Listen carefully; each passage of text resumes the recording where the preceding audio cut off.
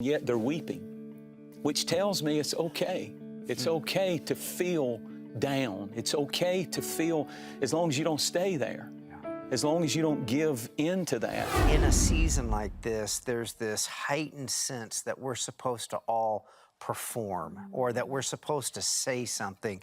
Well, guess what? You know, we're experiencing this pandemic COVID-19 thing along with you. That's exactly right. And we're going to, let's change the narrative tonight a little bit. Let's start with, where do you want to start?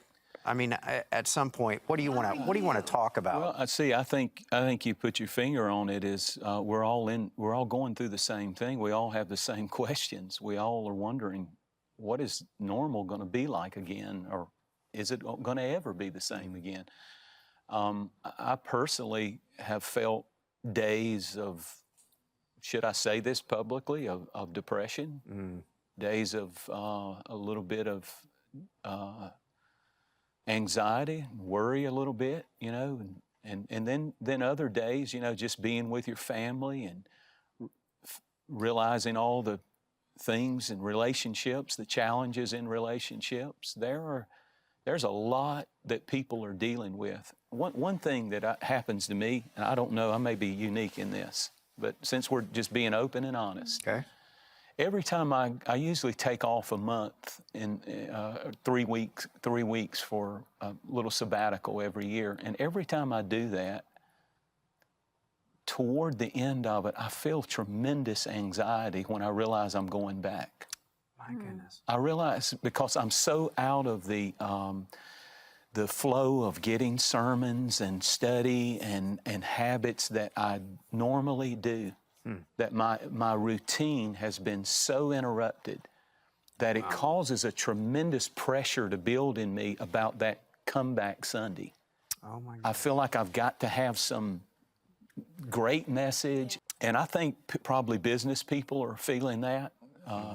People, you know, who are watching this program, and I think it's okay. It's okay to admit that Christianity does not mean that you don't have feelings of anxiety and fear and worry. I'm afraid of super spiritual Christians. Wow. Who all they do is, and I believe the word, I quote the word, but sometimes I need a minute to feel what I'm feeling. Wow. You know, sometimes you got to get it out before you can get over it. Right. And I think sometimes we're real good in Christianity and Christians sometimes in pretending that things don't bother us, that things don't move, that they don't concern us because we're such giants of faith. But I'm telling you, you just live long enough. You just live long enough. There'll come things into your life, storms into your life that will shake you to the core. And in those moments, you find out, I don't always have to be strong. I don't always have to have the answer. I don't always have to, you know, be the answer to everybody who's hurting out there. But sometimes they just need to know that I'm feeling it too. Yeah. You know, That I'm afraid some too. what comes to mind when you talk like that, Jentezen, is the fact that Jesus declares himself that he will be your strength in your weakness. So, you know, at some point, what do we are nothing apart from him. And so the idea that we allow ourselves to articulate concerns and fears and this and that, but you know, all that God's doing is asking a question. It feels like life is just a big question. Who do you say that I am now? So I think COVID-19 is a big question to the body of Christ. Who do you say that I am? You know, our economy was as big as it has ever been ever. And then all of a sudden the world's brought to its knees by an invisible pandemic virus that comes out of some place we'd never heard of in China, and life is completely different. And he's asking you the same question again. Who do you say that I am? I think he is too. And you just said something that I think is so powerful. You know, we all have our plates full of life. It's something all the time. And then what got us this time was not the problems that we're dealing with that we see, but none of us saw this one coming. Nobody. Yeah. It's kind of like David in 2 Samuel, I think it's 1 Samuel 20 actually, when his house was burned down by the Amalekites and his family was kidnapped and his wealth was stolen.